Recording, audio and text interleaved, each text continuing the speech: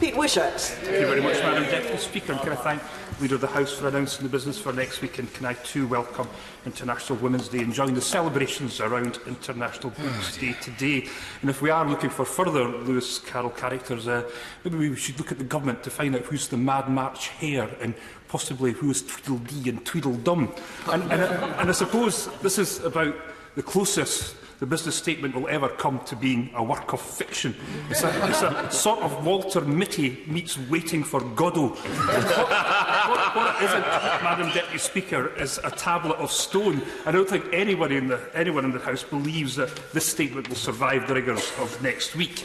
Because Tuesday is when the Prime Minister finally faces her Waterloo, and it's not going to end well.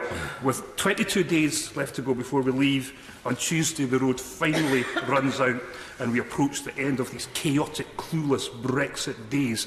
And in the intervening weeks, the government has wasted all its available time by trying to make its rotten deal more palatable to its backbench, whilst hoping beyond hope that the EU somehow bends to it will. Now, neither of these things look like it's going to happen, and the government will go down to another glorious defeat. Now, there's been lots of talk about postponing this vote, and there's even more talk that this fiction could indeed be the business for next week, and the government is defeated on Tuesday. It will renege on its commitment to hold consecutive votes on taking no deal off the table and extending Article 50.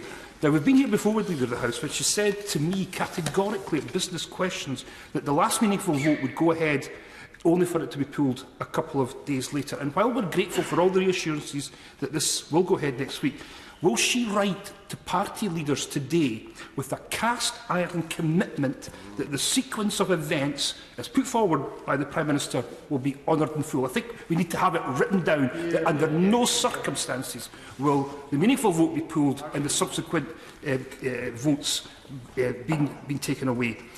If there is a defeated meaningful vote, we have to have these other motions. She's got to say to the House that they will all be amendable and that this government will fully honour the outcome as determined by the membership of this House in full, without any equivocation. If she will do that today, we can maybe take this work of fiction off the table and have it as nothing other than a little depressing footnote to the bounties of International Book Day. Yeah.